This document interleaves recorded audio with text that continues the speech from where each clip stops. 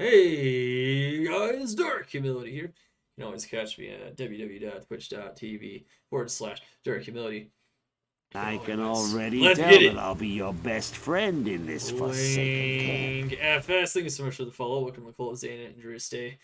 Let's get it. Of course, I was playing Diablo 2 6 to 7 days a week. Variety content of all kinds, all manners of builds, all manners of characters, all manners of challenges. D2R, we're going to be pushing with a hardcore group, playing with the hardcore community. When it comes out, September 23rd, you can catch us doing that. Today, though, we are on our Hardcore Live PD2 for the final week-ish, for the final days before D2R. And our hardcore solo self-found PD2 popping off. We got today a really awesome build to show you guys. I'll do a mini guide for it as well, show them off. We're going to do a demo, go over the stats, skills, and gear. Summon Druid. Summon Druid is really awesome, especially for hardcore. It is very, very safe in general because you can sit behind your animals and let them tank most of the damage. Of course, you can make it safer by having max block like I do on this build, or you can make it even safer by having more HP instead of other things, which will, of course, we will go over. But in general, it is a beautiful, beautiful, beautiful build. It does a ton of damage. If you try to do this on vanilla or on D2R, you're only going to be able to get through normal or partially through nightmare without starting to have a little bit of trouble because the animals just simply do enough damage.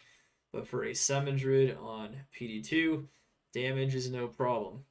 And as a matter of fact, if you get as many plus skills as I've managed to scrap together on this solo self-found journey here, he is a beast.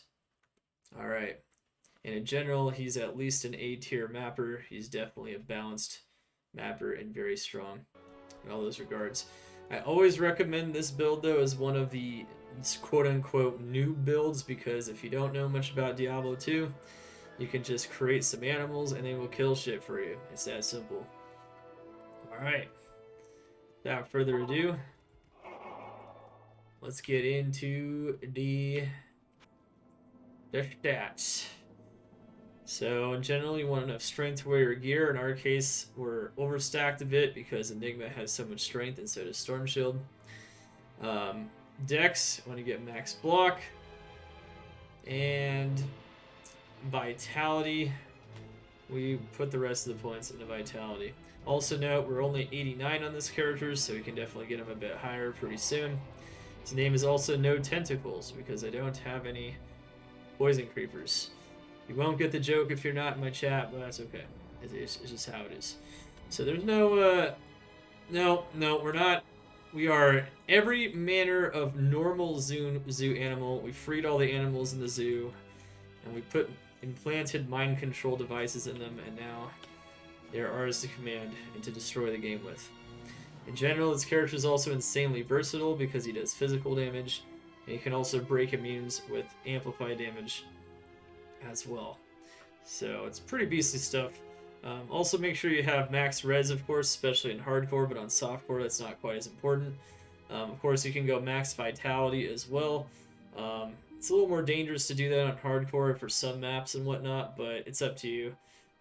Because you have so many meat shields, you could even just go max vitality on hardcore if you wanted to. It's not quite as important that you go max block. I'm going max block just to make it easier to telly stomp and make it a bit easier for us to get in there. Alright, so more stats here. We got stacked res, which is really nice stuff. In general, you don't necessarily need to stack your res, but yeah, it's good stuff, no matter how you see it. And it is beastly. We got our res. For softcore, you can actually have really garbage res even. It won't matter that much, but you're still going to take a lot of damage from elements. Matter of fact, I almost died from conviction aura with elements, even with this much res, so be very careful, especially if you have a low health pool like I do, because you're going max block.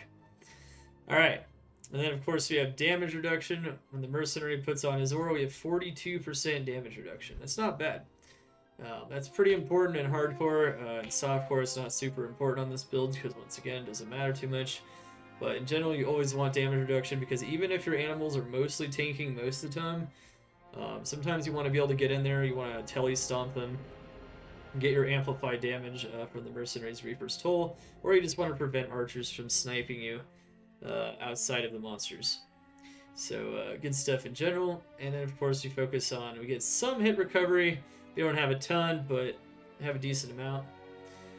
And cast rate is not super important, but you can get some cast rate if you want to cast your animals faster. One thing to note is that on my FCR swap, I actually get pretty sizable amount of FCR, so 46 FCR, and this is where I cast the animals usually, is on my swap, so that we have those plus skills as well. So making sure to stack those plus skills. You can pre-buff the strength of your animals, which is something I'm going to demo, and that's how you do it right there. Alright, of course we got pretty good amount there, and pretty much the rest of it are the strength of your animals. The key are plus skills on this build. One thing you'll notice is that you can't even see their damage on the screen. You can see their damage if you cycle through them though here, and they do a ton of damage even at level 41, but of course when I pre-buff them they do even more damage. One really good aspect of this build, besides being safe and being powerful, is that it's very easy to stack Magic Find on a summoner. Matter of fact, you could stack upwards of 500 plus Magic Find and still have a ton of damage. One way to do this is that instead of using Beast even, especially for LOD content, you could even run a Blade of Alibaba. The Blade of Alibaba will still absolutely shred everything. And I have almost 180 MF on this, and you can still get like MF corruptions and whatnot on these things. So it's really easy to get crazy amounts of MF.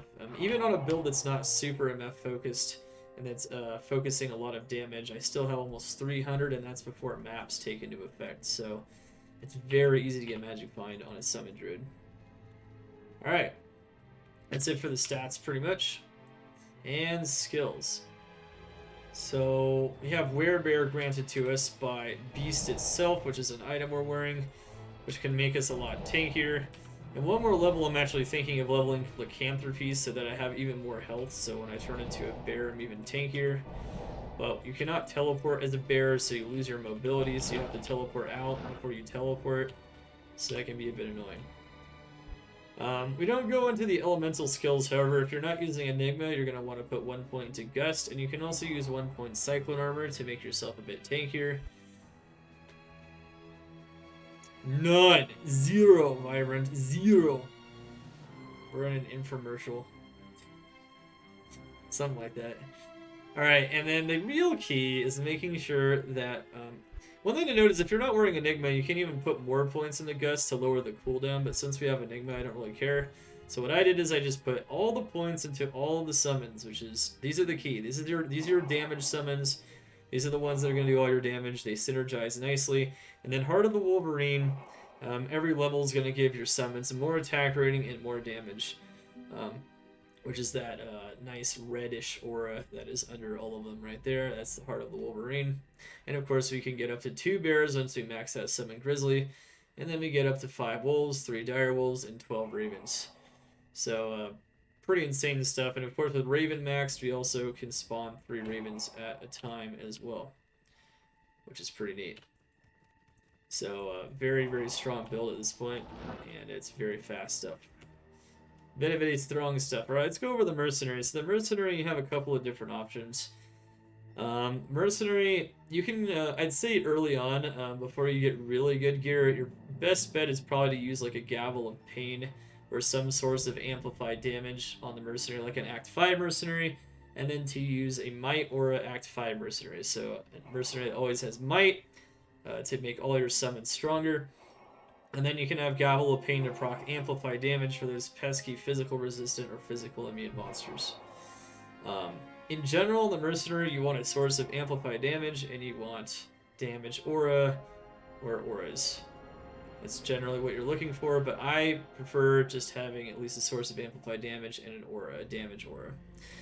However, what we're doing here is a little bit different than that. We're using an Act 2 Mercenary, is giving us Defiance Aura, which is helping with our survivability a bit, and helping with the survivability of all the monsters by giving them extra defense and DR. So we don't have to respawn them very much, which means you can kind of pre-buff them and they hardly ever die. But on top of that, the main reason we're using this is for more reliable amplify damage in the form of Reaper's Toll. Reaper's Toll is 33% chance to cast instead of like Gavel and Pain, which is 16%. So when we jump on the monsters and he has fast attack speed from attack speed in there and attack speed in his inventory, like such as from these items, you can hit the 75 or 142% attack speed breakpoint, and then you can proc amp very reliably and make it to where the animals will do even more damage. The Aminals will destroy, absolutely, no problem. And then, of course, the reason we're able to do this is because we can have Might Aura. This is not as strong as an Act 5 Mercenary Might Aura, but it's still Might Aura and it's still pretty strong from a Templar's Might. And the rest of his gears cannot be frozen, so that he can't, so that he attacks very fast with Reaper's Toll all the time. And of course, damage reduction, so he doesn't die, even though he doesn't die often anyway, because there's so many Aminals that the monsters purposely hit them, and they avoid dying to that, so it's pretty good stuff. He won't die to that, no wonder. Another thing to mention is another type of Mercenary you can use, which is also effective on this build, is an Act 1 Mercenary with Vigor Aura that has Wrath and Templar's Might. If you use Wrath and Templar's Might, you get Might Aura, and then you get 60% chance to cast Amplify damage, and you get Vigor Aura for your summons, which sometimes it's a bad thing, but for the most part, it's a pretty good thing. It'll make your summons move faster after teleporting, and when they split up, they'll split up even faster with Vigor Aura and attack other things. So that's another approach you can take as well. I currently don't have a Wrath on my solo self-found, but if you had one, that's definitely a good approach. Alright, so that's pretty much it for the Mercenary. Good stuff. Let's go over our own gear here. So the key here is that once you can afford it, of course, is to get a beast for that Fanaticism Aura. So that's something you're definitely going to want. On other summoners, like on a Necro summoner, you can even put the Fanaticism Aura on the Mercenary if you want. But since we need Amplify damage, and I'm not like attacking with the Druid itself, I need the Amplify damage on the Mercenary.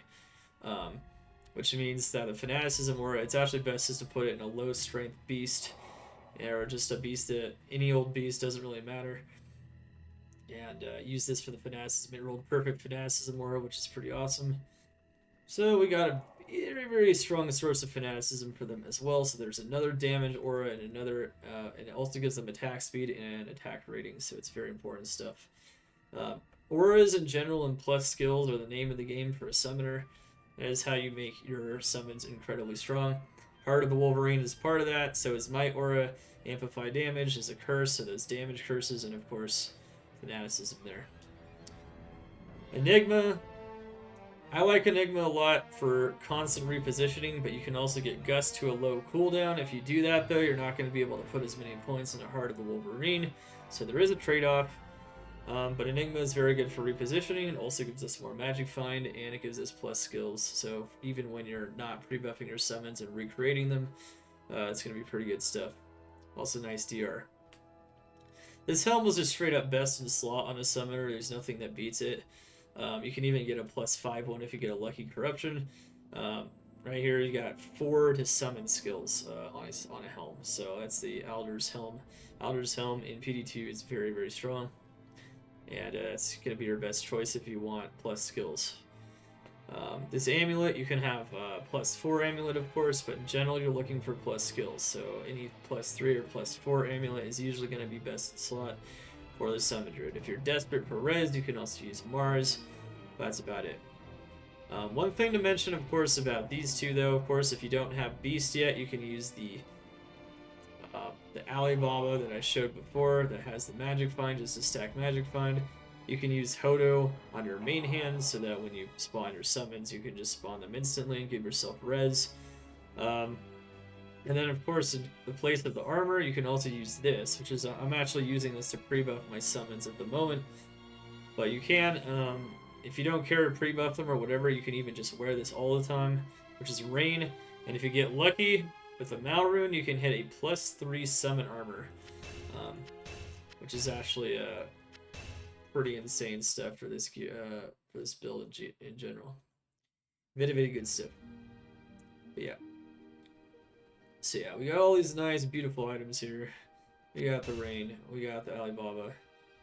Then of course on swap, I am currently pre-buffing these summons, but on swap I can also make sure they have a lot of plus skills. So I have a Hodo, I have a Lilith's Wall, and of course I also have a Call to Arms to buff myself and my summons with more health and more damage.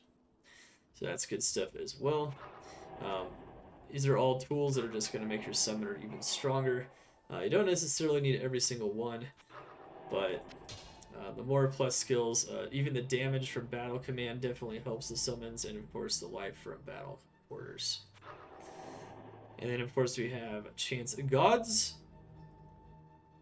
Chance of Gods, we got MF. More MF. Now you can use FCR just for casting even faster, casting your summons. You can use like Mage Fist. But once again, it's really easy to stack MF on this build because you don't need damage. And you don't necessarily need FCR to actually do damage with this build. The only keys are plus skills and auras. That's what's going to make you stronger on this build most of the time. However, FCR does make it to where you can cast for Ravens faster, and the Ravens do expire. So that is something you can do. Basically plus skills in here or MF for your choices. I got a Cannot Be Frozen Angel Ring, which is pretty sick. Allows us to have some MF and Cannot Be Frozen, so I can still move around. You don't even need Cannot Be Frozen in this build, but once again, slowing down your cast rate and run walk speed can be very annoying. Volcathos though, we got plus skill, pretty good stuff, some extra life. And then this belt just gives us a lot of res, life, and MF, all stats that we can definitely use on hardcore, and of course some more MF for more MF. More chance to find some of that awesome, insane loots. Oh, the rumors. This page. Oh, this is the 8 button. What's up, the real man drop? How you doing? What's up, Jezzy? No, and then this is just giving us more MF. There really isn't more you can get on this except for MF and just res if you can use it.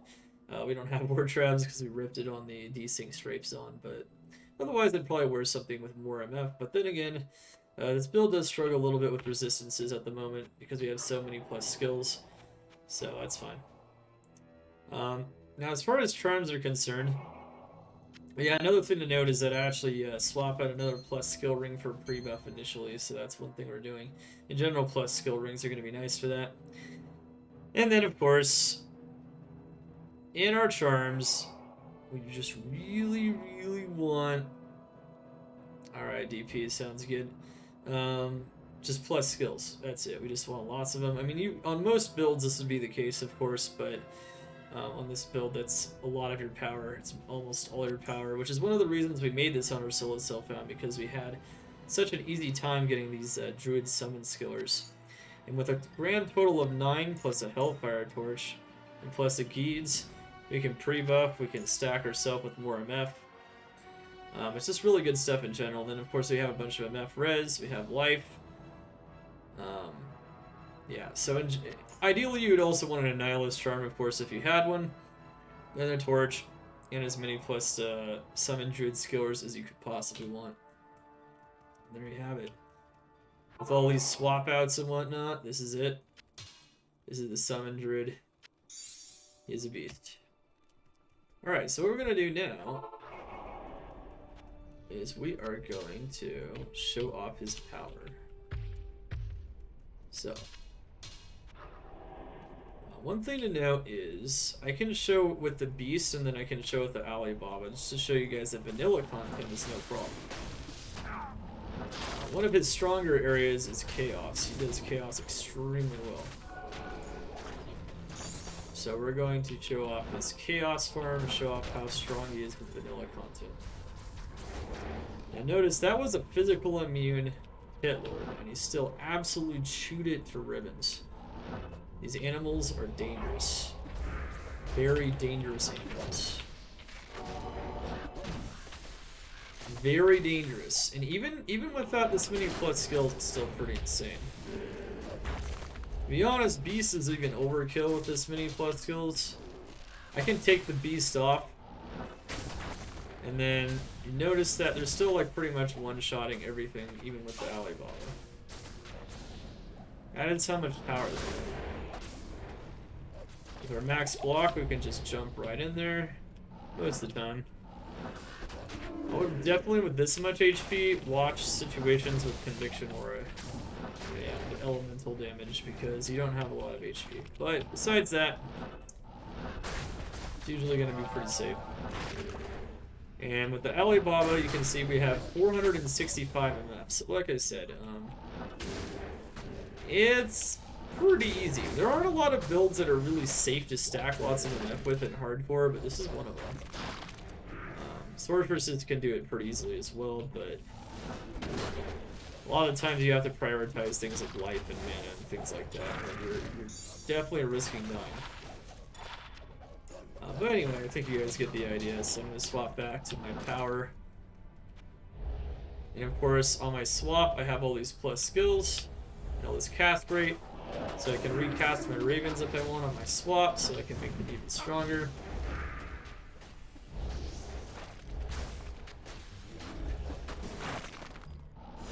I'm going to re-prebuff my summons after this too, so you guys can see the prebuff process. You guys want to see how I get my 49 level summons, and of course they can be even higher. There is still more potential for plus skills on this build, 100%. So you can make these even stronger, which is pretty insane to think about. Considering that when we jump on anything, it basically instantly dies.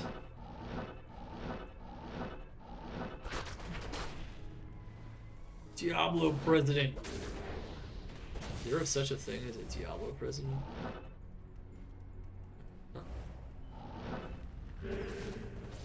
Right, so there you go. Get the Mercenary next to them, and insta-kill. Easy.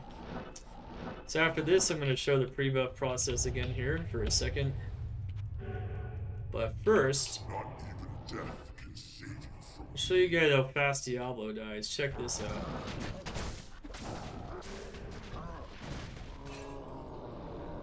Wow. Honestly, I don't think I have a single build that has ever killed that buffed up HP Diablo in PD2 that fast. Honestly, that's faster than most builds can kill him in vanilla. And that's with the lower HP, except for maybe a charged strike zone. So that's pretty crazy stuff. Hey, sounds good. Exclamation filter, man. We got a really good one. Alright, so real quick before we do our map demo, we're going to do a map demo for endgame. We're actually going to do a tier 3 map, which pretty strong map for him, I would say, overall. It doesn't really matter, though. Since he does physical damage, physical and magic tend to be able to do most maps pretty well. He really can clear pretty much all content, so he has pretty strong versatility. And if you really have trouble with the monster, you can even use the battle cry under CTA to reduce their physical res even further than the amplified damage already does from the Mercenary's Reaper's Toll. Alright, so anyway, if you guys want to pre-buff your summons, make sure to max out your plus skills, like so. You'll notice that now we have level 49 Ravens. Look at their damage, 3,500 per hit per Raven. And then, of course, we have almost 6,000 damage per summoned Spirit Wolf hit. And almost 7,000 damage per Dire Wolf on the high end. And then, of course, on our Heart of the Wolverine, it is also insanely beastly. Almost giving them 400% attack damage. And then, of course, the Grizzlies, which by themselves are almost also doing about 8,000 damage, even higher damage as summoned Dire Wolves. And they all also have insane amounts of HP. So they're all very hard to kill. Anyway. So, of course, we can then swap back to our CTA. We can buff it up there.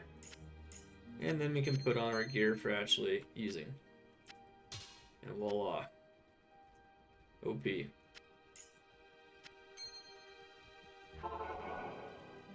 Alright, good stuff. And now let's do Fall of Caldeum. Very high density map. It should be fun.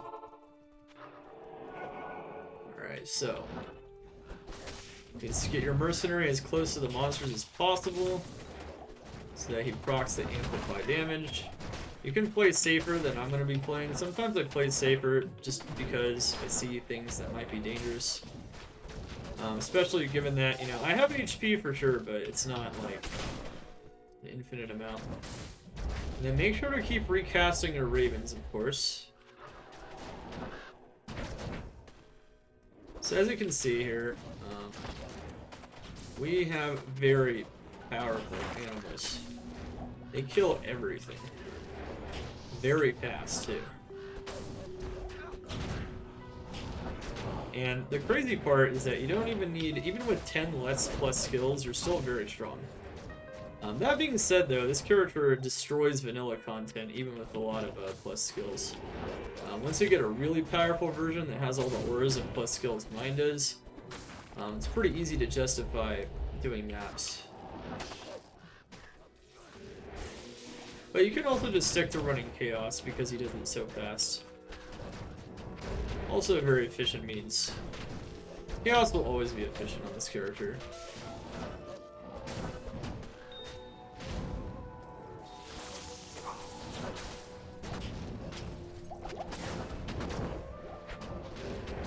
Alright, so yeah.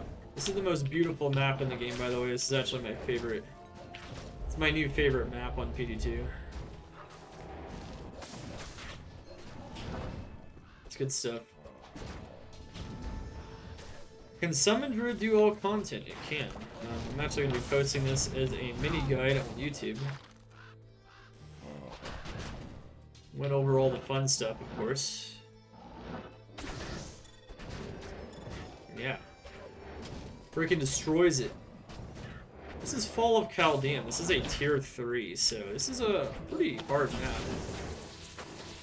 And, what better way to show just how much power this build has than putting him in a pretty difficult situation.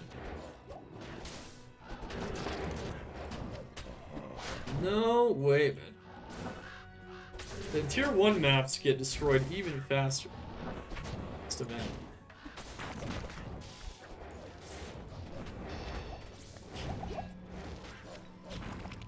Alright, so as you can see, I'm swapping to my swap to get those plus skills, which we don't have any on our main hand on the Ravens, and then swapping back.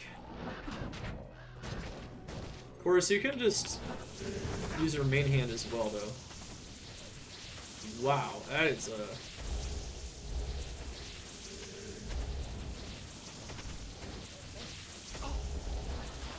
that is really strong stuff, wow. Holy moly. That's crazy. Alright, well, this map is strong enough sometimes to kill the animals, which is something I discovered earlier. But that's... You gotta give them credit where it's due sometimes. They had a whole battery of Hierophants there, which are probably the summon's worst enemy because they freeze them.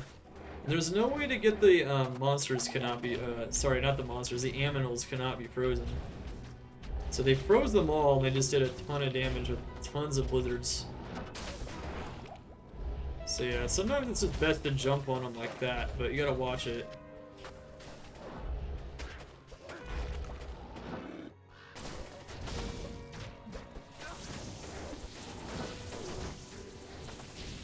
Alright. Ow, ow, ow, ow, ow, ow.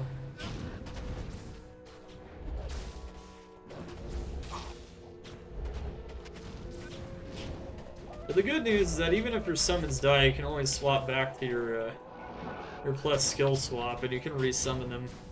And even on the plus skill swap, I got level 46 at the moment, so... Oh my goodness. Wow, we have some really dangerous mobs in this one. Maybe not the best for testing, but that's okay. Even the Mercenary getting taking some Taking some hits, man. Holy moly. Alright. He is getting wrecked.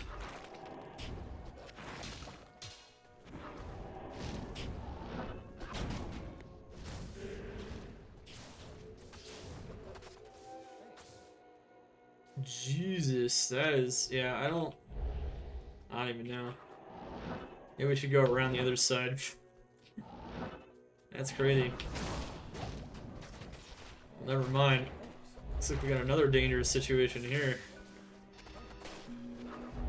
But at least in this side, we can handle it. Holy moly. Alright, so yeah, I still destroy everything, of course, but as you can see, there's some pretty nasty scenarios sometimes.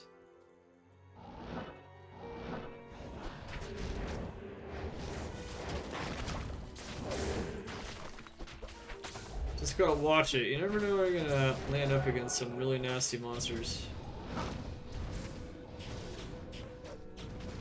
I would jump on them a little more aggressively, but even though I have max block, I don't have a lot of health. Wow.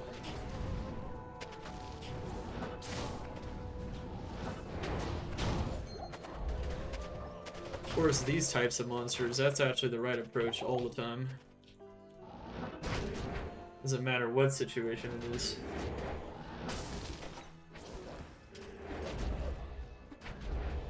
Alright.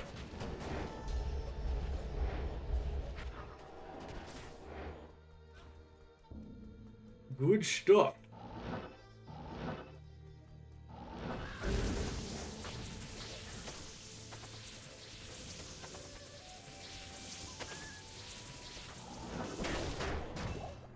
Okay, there we go. Got in there. Those ranged monsters just do so much damage. Oh yeah, see look how much damage I took right there. That's a good example of why I'm a little bit hesitant there.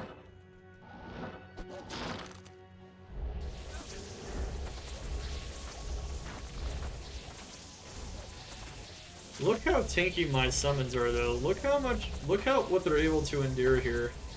Crazy auras and amp. My Mercenary is actually less tanky than a lot of my summons. He's dying more often than they are. Pretty crazy stuff, right?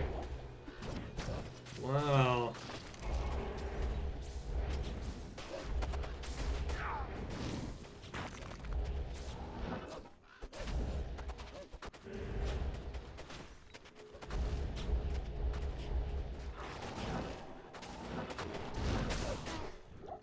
Okay. So yeah, I'm not even as tanky as they are, bro. They're super tanky.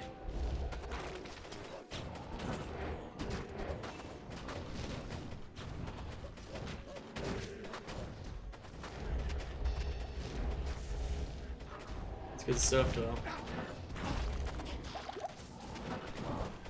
Alright.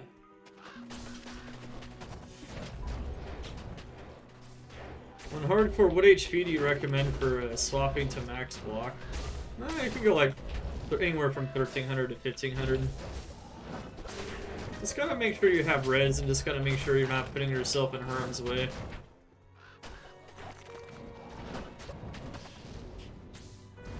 You can find tier 1s running LOD content, yes. You can't find anything higher than tier 1 and LOD content though.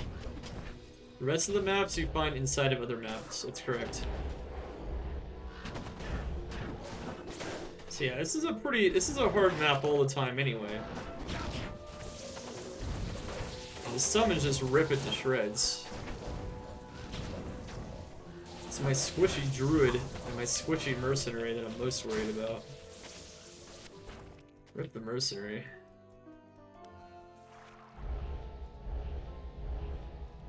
I mean, he's not really squishy, but he's also kind of squishy in some ways, so. Aminals! Nice.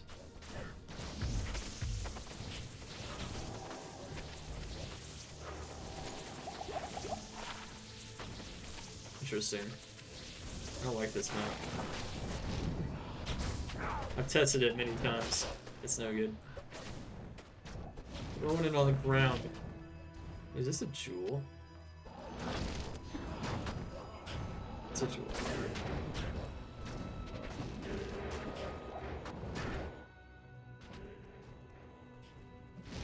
What do you calculate max block against?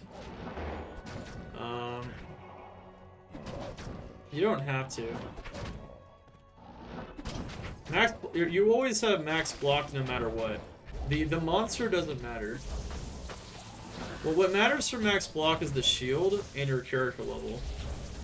So every time you level up, you have to put more points into dex to maintain max block. You don't have to calculate it against any particular monster. No, it doesn't depend on what you fight. I always have max block. Nope. Yeah, the chance to get hit depends on what you fight, not max block. That's correct.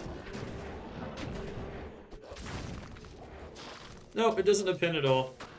Max block is always the same no matter what.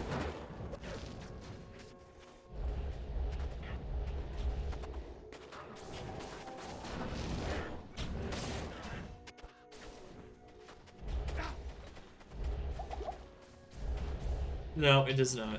Nope. Hey, it's a good question though. I mean, it's something maybe some people don't know.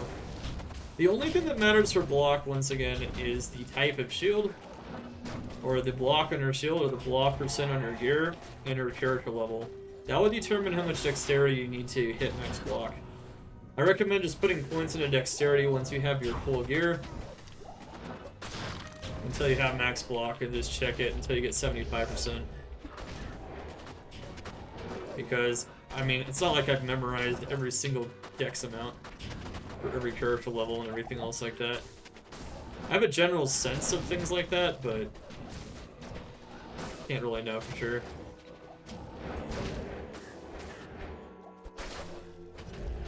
Yeah, there are calculators. I mean, max roll, for instance, you can calculate it exactly with the D2 planners, so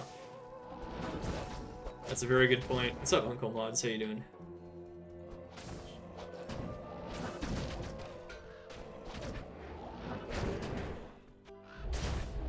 Well, you learned something new today, right? That's one of the best parts of our stream, right, Slaynun? I can already tell that I'll be your best friend in this forsaken. Now you know you don't have to worry about the monster type for calculating block chance. Uncle Mod, thank you so much for the follow. Welcome to the Cult of Xana. Keep learning or start dying. Well, dying is one way to learn.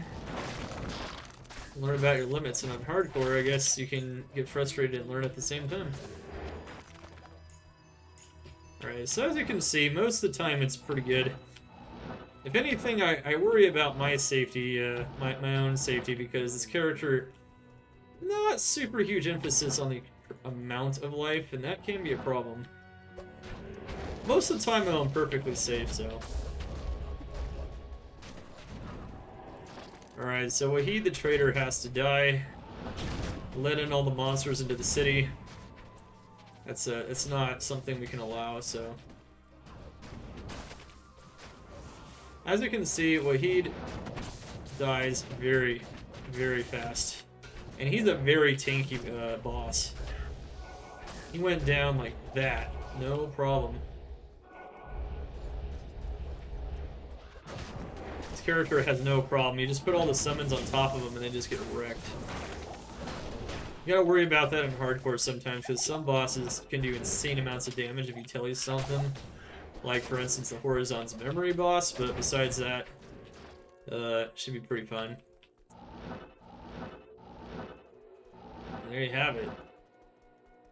What a monster, right? The most beautiful map in the game.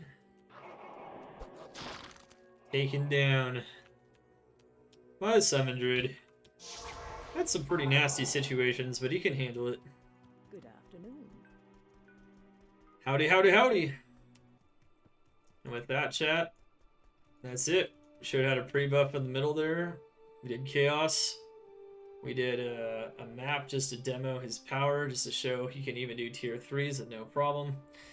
And on Softcore, you don't even have to worry about survivability as much. Dying once in a while is fine, and you can always re-summon your summons even when they die, so it's a very versatile build. You get those plus skills on them for pre-buff or even on the build itself. Get that res, and of course get those auras. The auras are extremely important, and your summons are going to be destroying. If you want some additional survivability and regen, you can even use Oak Sage instead of Heart of the Wolverine, but I don't recommend it because Heart of the Wolverine gives them so much damage. Anyway, very awesome stuff. Of course, we'll be catching you guys on D2R September 23rd. And you can always catch me at www.twitch.tv/Dark Humility. And you can always catch my stream there, where we're always doing all kinds of awesome Diablo 2 content. Hardcore mostly for D2R as well. Let me know what you guys think about this build in the comments below. This is a pretty, I'd say this is a pretty popular build. It's been so since the beginning of Project Diablo 2, simply because this build is not very strong in vanilla, especially not in the end game. It's actually pretty decent in the early game, but yeah, it's pretty cool stuff. Let me know how many plus skills you're able to get your summoner on and just how ridiculously strong it gets. As you can see, it can clear all content and it destroys. Super versatile, super powerful, super fun. Get it. Get it. Another cool aspect of this build is you can also just kind of sit back and eat food or watch TV while you're kind of just moving them along, especially in softcore. You can kind of just like watch the other screen and just use it over here. You do whatever you want. There's a lot of different ways you can play him. You can play him aggressively like I was. You can play him passively. He's just awesome in all ways. But anyway, with that, chat, YouTube, see you guys next time for another edition of a guide, and GG. Let's get it.